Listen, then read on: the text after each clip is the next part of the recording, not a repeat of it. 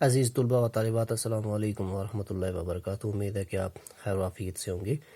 7ویں جماعت کی اردو کی کلاس میں ایک بار پھر آپ کا خیر مقدم ہے۔ آج کا ہمارا موضوع ہے نیوٹن کا کارنامہ۔ نیوٹن کا کارنامہ یہ سبق، یہ لیسن ہم آدھا پڑھ چکے ہیں۔ سبق کا بقیہ حصہ آج ہم پڑھنے جا رہے ہیں۔ کشش ثقل کی دریافت، جس کا راز اس نے ایک سیب کو گرتے دیکھ کر بتایا تھا، نیوٹن کا سائنس کی دنیا کو سب سے قیمتی تحفہ تھا۔ اس نے بتایا کہ مادہ کا ہر ذرہ دوسرے ذرے کو اپنی طرف کھینچتا ہے۔ اس باہمی کشش سے یہ نظام شمسی اور ستاروں اور سیاروں کے نظام قائم ہے اور اپنے مخصوص طریقہ سے متحرک ہیں۔ اس اصول کی مدد سے نیوٹن نے زمین اور سورج کا وزن کا شمار کیا۔ سمندری جوار باٹا کو بھی اس نے چاند اور سورج کی کشش کا نتیجہ قرار دیا۔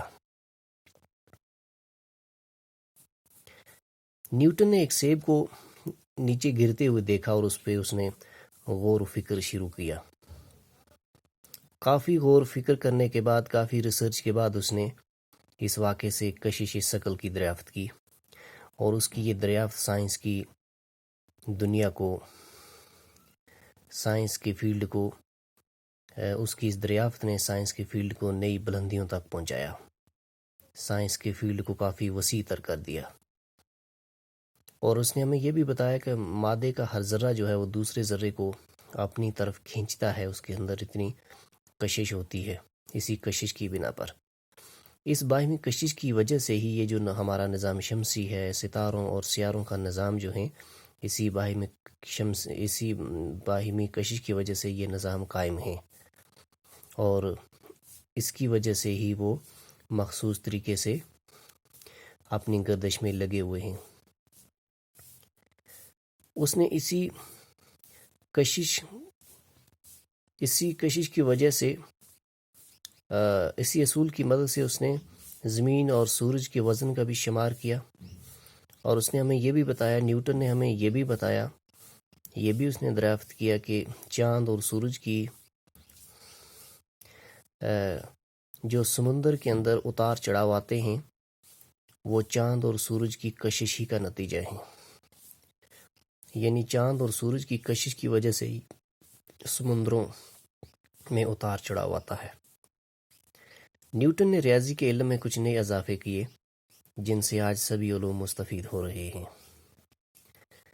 ریاضی کے علم میں، یعنی میتھ کے علم میں، اس نے چند نئے اضافے کیے، جن سے سبھی تمام علوم مستفید ہو رہے ہیں، تمام علوم اس سے فائدہ اٹھا رہے ہیں، اس کی اضافوں سے، کیونکہ نئی حدوں کو چھونے کے بعد ریاضی کا اطلاق نہ صرف زیادہ وسیع قسم کے مسائل پر ہونا ممکن ہو گیا، بلکہ مختصر فارموں نے لمبے چوڑے اور اربوں کی جگہ لے لی۔ نیوٹن اپنے تخیل کی اڑان سے معلوم علم کی حدوں کو پھاندتا، قدرت کی گہرائیوں تک پہنچ کر اس کے راز ڈھونڈ لاتا تھا، جن کے مفہوم کو اپنے سائنسی دماغ سے آشکارا کرتا۔ سائنس کے میدان میں اس کا یہ شاعرانہ انداز اس کی ذاتی زندگی میں بھی نمایاں رہا۔ نیوٹن اپنی بنائی ہوئی دنیا میں ہی بستا تھا۔ اسے اکثر اپنے لباس، رہنے سہنے کے ڈھنگ اور کھانے پینے کی سدھ نہ رہتی تھی۔ نیوٹن جو تھا وہ اکثر اپنے تخیلات کی دنیا میں گمسم رہتا تھا۔ اس نے معلوم علم سے انسان کو نامعلوم علم تک لے جایا ہے۔ وہ انسان کو معلوم علم سے نامعلوم علم کی طرف لے کر گیا ہے۔ اس نے قدرت کے کئی خفیہ راز جو تھے، ان کا علم انسانوں تک پہنچایا ہے۔ یہ کشش ثقل کا دریافت کرنا، یا سمندر کے جوہر باٹا، سمندر میں آنے والے اتار چڑھاؤ کا علم انسان تک لانا، انسان کو بتانا، اور ایسے کئی لطیف و باریک راز جو تھے قدرت کے، وہ اس نے دریافت کیے اور ان کا علم انسان تک پہنچایا، علوم کی گہرائی تک وہ پہنچا تھا۔ سائنس کے میدان میں اس کا یہ شاعرانہ انداز جو ہے نیوٹن کا، اس کی زندگی میں بھی نمایاں رہا۔ وہ اکثر اپنی اس بنائی ہوئی دنیا میں ہی بستا تھا، اپنے خیالات میں گمسم رہتا تھا، اپنی دریافتوں میں ہی مشغول رہتا تھا. ایک چیز کو دریافت کرنے کے بعد کسی دوسری چیز کو دریافت کرتا، اس کو دریافت کرنے کے بعد کوئی تیسری چیز وہ دریافت کرتا تھا. اس لیے اس نے دریافتوں کا ایک لمبا چوڑا سلسلہ شروع کیا جس نے سائنس کو کافی بلندی تک پہنچایا.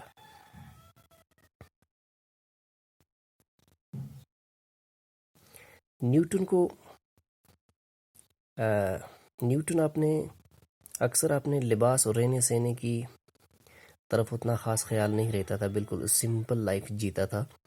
اس کو کسی قسم کا کوئی بند سنور کے رہنے کا کوئی شوق نہیں تھا، بلکہ بڑی اونچی اور بلند اس کی سوچ تھی. اکثر وہ اپنے کام میں، اپنے سائنسی ایجادات میں ہی مشغول رہتا تھا، اور کھانے پینے کی بھی اسے کوئی خاص اتنا خیال نہیں رہتا تھا.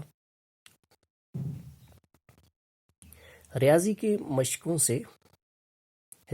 مشقوں سے نیوٹن کا بنیادی مقصد اپنا جی بہلاوا تھا. وہ سائنس کے تجربے محض اپنی تسکین کے لیے کرتا تھا. اسے اپنی دریافت اور اپنی ایجاد شائع کرنے کا شوق نہ تھا. اس نے اپنے دوستوں سے کہا، میں کچھ بھی شائع نہیں کروں گا کیونکہ اس سے جانکاروں کی تعداد میں اضافہ ہوتا ہے.